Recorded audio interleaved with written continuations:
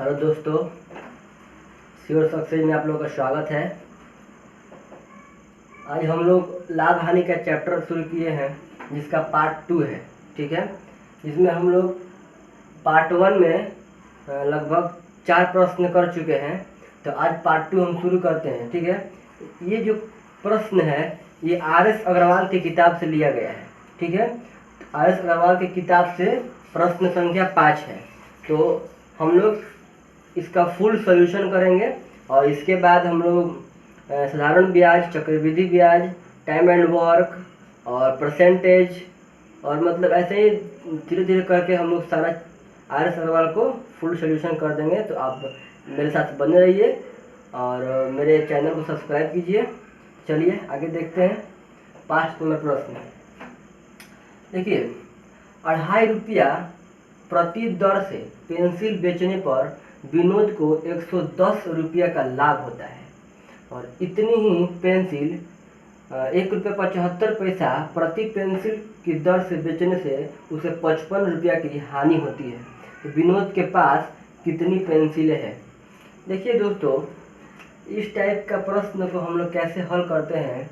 देखिए, इसका मतलब कई मेथड है। ठीक है, लेकिन हम आपसे सबसे इजी मेथड बताएंगे। तो देखिए, तो 2 रुपया 50 पैसा, ठीक है, की दर से बेचने पर विनोद को 110 रुपया का लाभ होता है। तो लाभ कितना का होगा? 110 रुपये का। ठीक है, अब देखिए, इतनी ही पेंसिल 1.75 प्रति पेंसिल की दर से बेचने से 55 रुपये की हानि होती है। यानी कि 1.75 की दर से बेचेगा किसी चीज़ को, उतनी ही पेंसिल को, तो 55 रुपया की हानि होगी। बस ये आपका बन गया। देखिए, लाभ हानि को हम लोग जोड़ेंगे। ये तो इसको जोड़ेंगे और इसको घटाएंगे। ठीक है, इसको जोड़ेंगे कितना आएगा? 165 इसका वैल्यू आएगा और इसको बढ़ाइएगा तो 5, ये हो गया, और 4, 14 में 7 गया 7, ये हो गया 0। ठीक है, अब इतना हो गया, इतना का वैल्यू ये आ गया। ठीक है, इतना का वैल्यू ये और आ गया है। इसका हम लोग 1 का मान निकालेंगे। तो 1 का मान निकालने के लिए यहाँ पे हम हल कर देते हैं। इसका 1 का मान निकालने के लिए 165 को ऊपर रखेंगे और बटा में 0.75, क्योंकि हमको विनोद के पास पेंसिल निकालना है कि कितना पेंसिल है। पेंसिल निकालने के लिए यहाँ से इसको उड़ाएंगे तो ये 0 चल जाएगा ऊपर। तो 75 दूनी के 150, 15, 75 दूनी के 150, यानी कि 220 आपका पेंसिल आ गया। ठीक है, तो ऑप्शन नंबर ए आपका सही आंसर है। ठीक है, चलिए अब पास हो गया।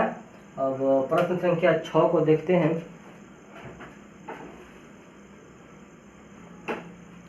देखिए दोस्तों, अब प्रश्न संख्या 6 क्या कहता है कि एक व्यक्ति ने एक घोड़ा तथा एक गाड़ी 20,000 रुपया में खरीदे। उसने घोड़ा को 20% लाभ पर तथा गाड़ी को 10% हानि पर बेच दिया। इस प्रकार से उसे कुल सौदे पर 10% का लाभ हुआ। तो घोड़े का क्रय मूल्य क्या होगा? देखिए, अगर इस टाइप से प्रश्न आपको दिख जाए तो इस टाइप के प्रश्न को हम लोग एलिगेशन मेथड से बनाते हैं। अभी एलिगेशन मेथड हम आगे आपको पढ़ाएंगे। ठीक है, तो अभी यहाँ पर आप समझिए कैसे होता है एलिगेशन मेथड। देखिए, मान लेते हैं घोड़ा मतलब H। ठीक है, घोड़ा हो गया H। ठीक है, और कार को C मान लिए। ठीक है, घोड़ा H और कार को C। घोड़ा को 20% लाभ पर, तो मतलब +20%, ये हो गया +20%, तथा गाड़ी को 10% हानि पर, मतलब -10%। ठीक है, देखिए, घोड़ा को 20% लाभ पर तथा गाड़ी को 10% हानि पर बेच दिया। इस प्रकार से उसे कुल सौदे पर 2% का लाभ हुआ। देखिए, कुल सौदे को हम लोग बीच में लिखते हैं। तो कुल सौदे को 2% का लाभ हुआ, तो बस 2% बीच में आ गया। ठीक है, इतना समझ में आ गया। देखिए, 2% का लाभ हुआ। ठीक है, अब देखिए, देखिए इसको घटाएंगे, इसको घटाकर यहाँ लिखेंगे और इसको घटाकर यहाँ लिखेंगे, ठीक है।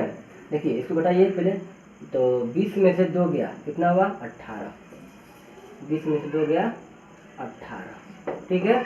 और 10 माइनस 10 है, देखिए यहाँ पर केवल 10 नहीं है, माइनस 10 है, तो माइनस 10 को जब -2 कीजिएगा तो 12 आएगा। यहाँ पर माइनस नहीं लिखेंगे हम लोग, ठीक है, ये नियम होता है, यहाँ पर माइनस को नहीं लिखते हैं, ठीक है। अब देखिए, अब इसको घटाइए, कितना आ गया 36 के 18, 6 दूनी के 12, यानी कि मेरा 2:3। ये अनुपात में मेरा क्या आ गया, अनुपात में मेरा क्या आ गया, तो मेरा अनुपात में CP आ गया। कैसे CP आया, देखिए यहाँ पे हम लोग SP था, ठीक है, और SP का उल्टा CP आ गया, ठीक है। अब देखिए वो कह रहा है कि ये गाड़ी 20,000 रुपया में खरीदे, ठीक है, गाड़ी 20,000 रुपया में खरीदे। वो कितना में खरीदा है दोस्त, तो 20,000 में खरीदा है, ठीक है। वो 20,000 में खरीदा है गाड़ी को, 20,000 में, उसका वैल्यू सबसे ऊपर, वो 20,000 में खरीदा है और हम कितना में खरीदे हैं 2 और 3 5, तो मेरा वैल्यू नीचे, समझ में आया। वो जितना में वो खरीदेगा उसको ऊपर लिखेंगे और जितना में मैं खरीदूंगा वो नीचे लिखेंगे, ठीक है। अब क्या पूछा है, घोड़े का क्रय मूल्य क्या होगा, क्रय मूल्य घोड़े का यही है ना 2, तो बस यहाँ पर 2 से गुणा कर देंगे। इसको हल कीजिएगा आपका आंसर आ जाएगा। तो चलिए इसको काटते हैं, तो कितना हो जाएगा 5 का 20, ये हो जाएगा 4,000, 4,000 हो गया। 4,000 का डबल करेंगे तो कितना हो जाएगा 8,000, यानी घोड़े का क्रय मूल्य कितना आ गया 8,000, ठीक है। और यहाँ पे कहता कि कार का क्रय मूल्य कितना है, कार का क्रय मूल्य पूछता तो हम लोग 3 का मान निकालते, ठीक है। तो चलिए इतना समझ में आया, ये मेरा आंसर है, ये ऑप्शन नंबर C मेरा आंसर हो गया, ठीक है। दोस्तों अगर समझ में आया होगा तो लाइक कीजिएगा और मेरे चैनल को सब्सक्राइब कीजिएगा, और देखते हैं अब 7 नंबर प्रश्न।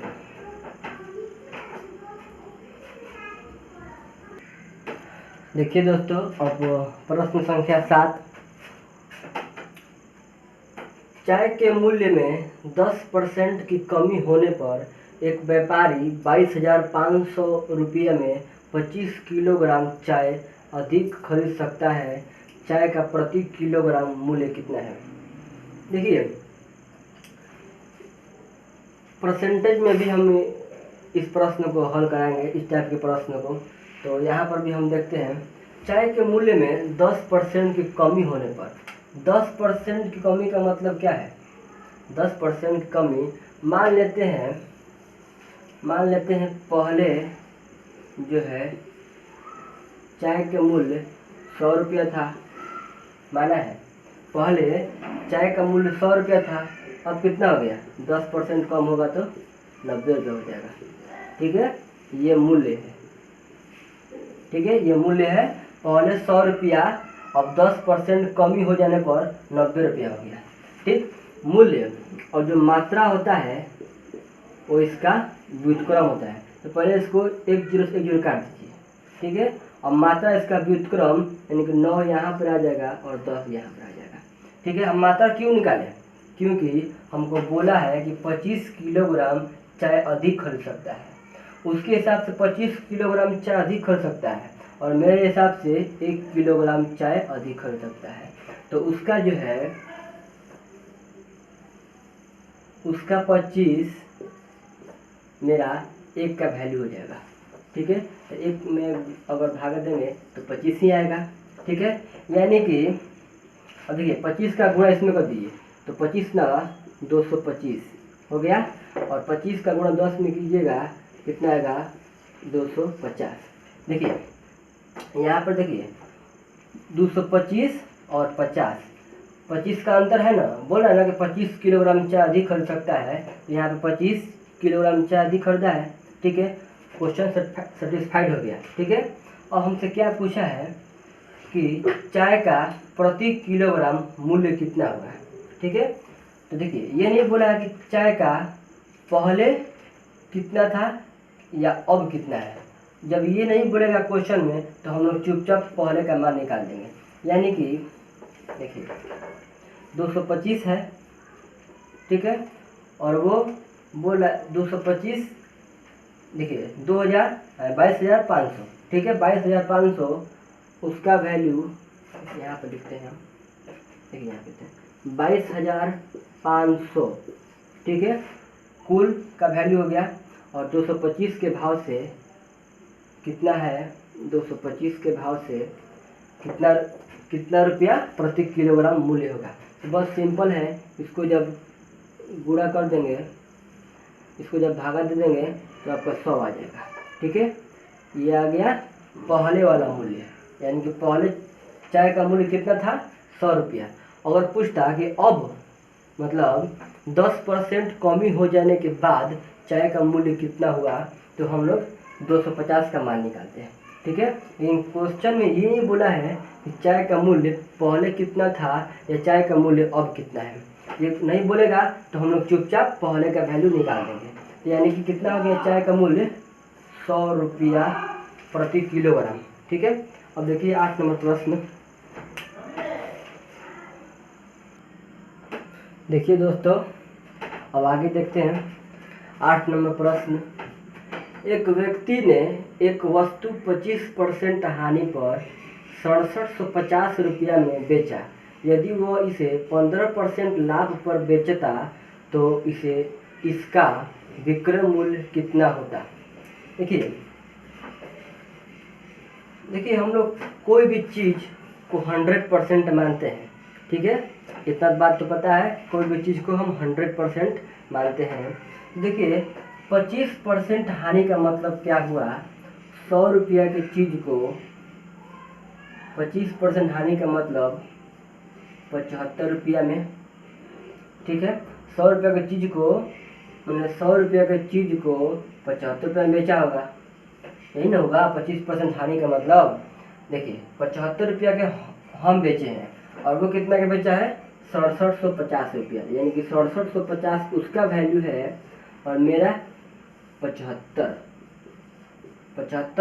देखिए जो जितना में वो बेचेगा उसका वैल्यू ऊपर होगा और जितना में मैं बेचूंगा उसका वैल्यू नीचे होगा, ठीक है।